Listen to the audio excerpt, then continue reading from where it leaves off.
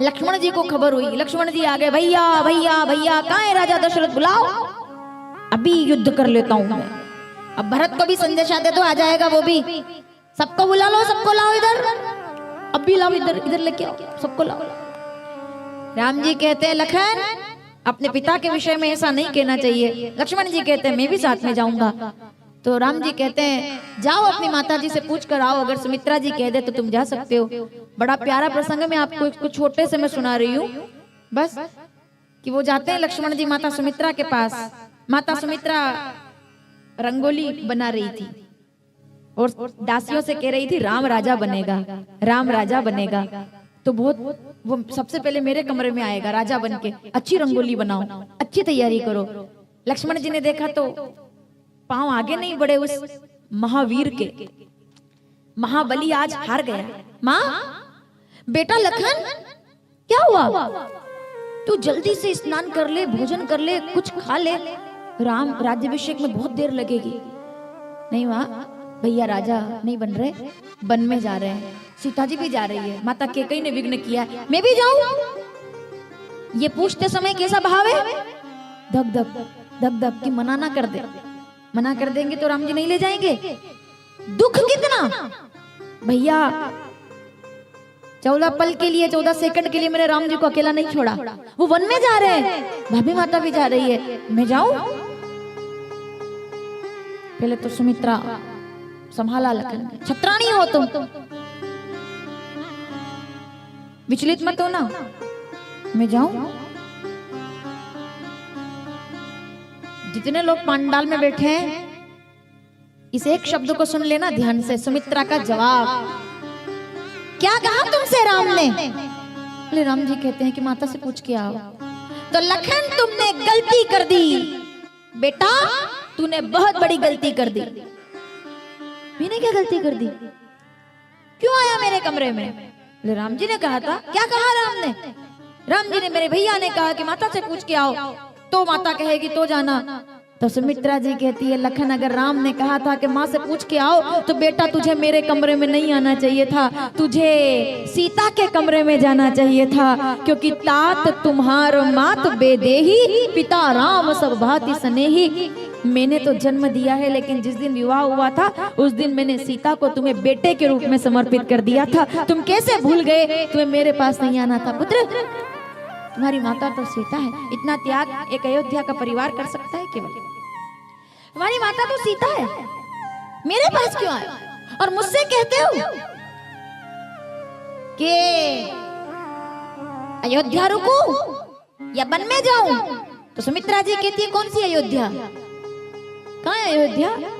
लखन इस पूरी दुनिया के लिए अयोध्या उत्तर प्रदेश में है। सावधान, सुमित्रा के वचन। लखन इस पूरी दुनिया में अयोध्या उत्तर प्रदेश में है, लेकिन लखन के लिए जहां राम है वहीं अयोध्या है। जो पे राम सिय बन जाई, बेटा अवध तुम्हार काज कछुनाई। अगर राम नहीं है ना तो अयोध्या है ही नहीं। मैं तो कहती हूँ कि 500 साल पहले लोगों ने अयोध्या देखी होगी तो देखी होगी, 500 साल से अयोध्या थी नहीं, राम आए तब अयोध्या वापस बनी है। 22 जनवरी 2024 श्री राम प्राण प्रतिष्ठा का दिन नहीं है, अयोध्या की प्राण प्रतिष्ठा का दिन है। जिस दिन राम आए हैं उस दिन अयोध्या बनी है। बिना प्रमाण के नहीं बोल रही हूँ, लिख लीजिए रामचरितमानस अयोध्या कांड 73वां दोहा, दूसरी चौपाई। अवध तहा जहाँ राम निवासु। राम जी अयोध्या में नहीं रहते, जहाँ राम रहते हैं वो स्थान अयोध्या हो जाता है। चाहे वो जंगल हो, वो महल हो, वो अच्छा हो, वो बुरा हो, जहाँ राम है वो अयोध्या है। क्या बात कर रहे हो तुम? मुझसे पूछते हो कि जाऊं ना जाऊं? और एक बात सुन प्यारे, ये जो राम जी वन में जा रहे हैं तेरी वजह से जा रहे हैं, तू ना होता तो राम वन में ना जाते। ओहो कितनी बड़ी बात। तुम्हारे काज राम बन जाए, पढ़ लेना ये चौपाइयां घर जाकर। तुम्हारे काज, सुमित्रा और लक्ष्मण का संवाद गजब का।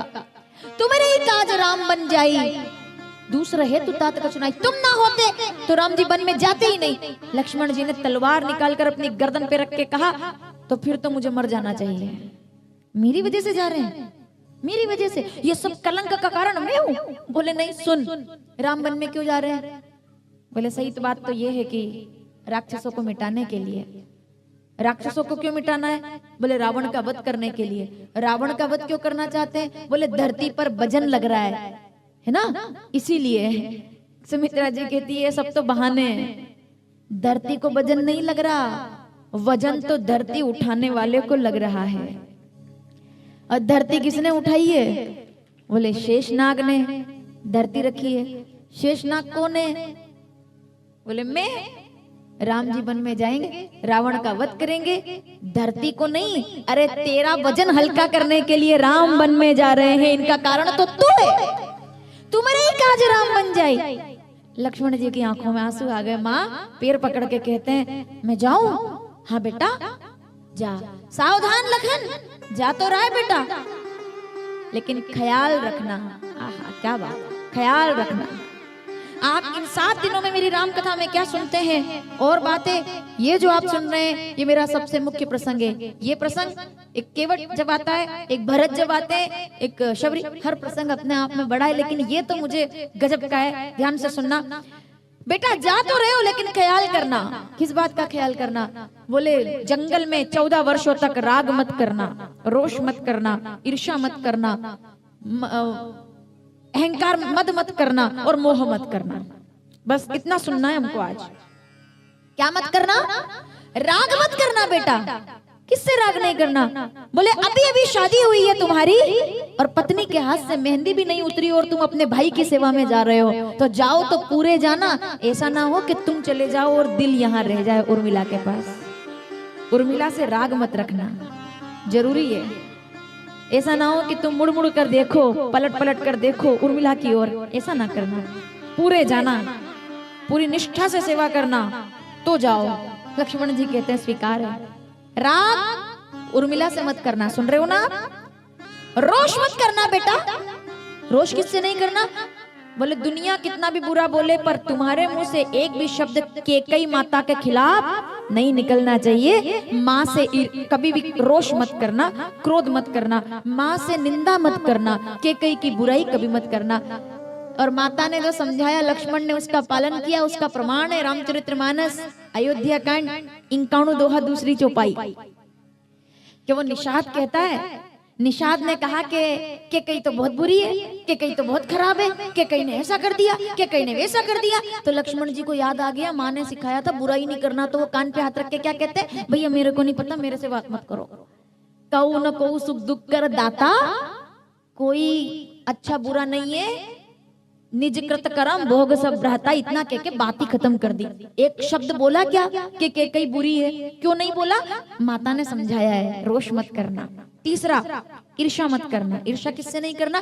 मेरा भरत साधु है, आसमान से आग बरस सकती है, पीछे तक बैठे लोग सावधान, बालू रेत से तेल निकल सकता है, धरती में से अंगारे फूट सकते हैं, समुद्र का पानी मीठा हो सकता है, गंगा का जल खारा हो सकता है, धरती इधर से उधर हो सकती है, लेकिन भरत अयोध्या का राज्य पद स्वीकार कर ले, ये कभी नहीं होगा। इसका विश्वास रखना, भरत कभी भी राजा नहीं बनेगा। मुझे अपने बेटे पर विश्वास।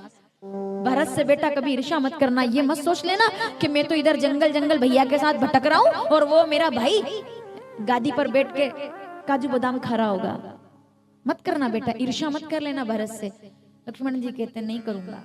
सिखाकर भेज रही है ना, आप अपने बच्चे को पिकनिक भेजते हो, स्कूल भेजते हो, समझाते हो ना बेटा ये मत करना, ये मत करना, rule book you have to follow it. इसके बाद तुम जा सकते हो, otherwise you are not going to anywhere. क्यों? तुम नहीं मानोगे, तुम नहीं जा सकते, तुमको फॉलो करना पड़ेगा। तो बता रही है, 3 नियम बताए। पहला नियम, राग मत करना। चलो कितने लोग ध्यान से सुन रहे हैं? बताओ किससे राग नहीं करना? उर्मिला से। क्रोध नहीं करना। बुराई किसकी नहीं करनी? कैकेयी की। और ईर्ष्या किससे नहीं करनी? भरत से। चौथा, आहा क्या बात है, मत मत करना बेटा।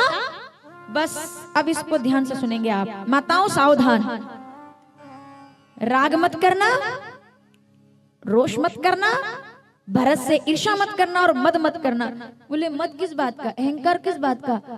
बोले इतने लाखों लोगों में से अयोध्या के अंदर इतने लाखों लोग रहते हैं, लेकिन पूरी अयोध्या के अंदर राम के साथ 14 वर्षों तक वन में जाकर सेवा करने का सौभाग्य केवल मुझे मिला है। इस बात का कभी घमंड मत कर लेना, क्योंकि अहंकार करने से पुण्य समाप्त हो जाते हैं। अहंकार मत कर। किसी ने मुझसे पूछा कि दुनिया में पाप से भी ज्यादा खतरनाक क्या है? पीछे तक बैठी माताएं सावधान, सुन रहे हो आप? दुनिया में किसी ने पूछा कि पाप से भी ज्यादा क्या खतरनाक है? रामचरितमानस कहती है, सुमित्रा कहती है, पाप कम खतरनाक है, पुण्य करने का अहंकार पाप से भी ज्यादा खतरनाक है। कि मैं पुण्य करता हूँ, मैं दान करता हूँ, मैं इतनी माला रोज करता हूँ, मैं इतने अभिषेक रोज करता हूँ, मैंने इतना सब कर दिया, मैं खत्म हो जाएगा पुण्य। मत करना अहंकार कभी भी। कभी किसी को दान देते समय, कभी किसी गरीब को 10 रुपए देते समय मोबाइल मत निकाल लेना कि भाई फोटो पहले ले ले हम। किसी को कम्बल बांटते समय अखबार में फोटो मत डाल देना कि मैंने इसको गरीब को कम्बल दिया है, क्योंकि आपका तो कुछ नहीं बिगड़ेगा, लेकिन वो आदमी अपनी इज्जत से चला जाएगा और अगले दिन पूरे शहर को पता चल जाएगा कि ये गरीब है। ये पता चल जाएगा। इससे ये पता नहीं चलेगा कि तुम अमीर हो, इससे ये पता चलेगा कि ये गरीब है।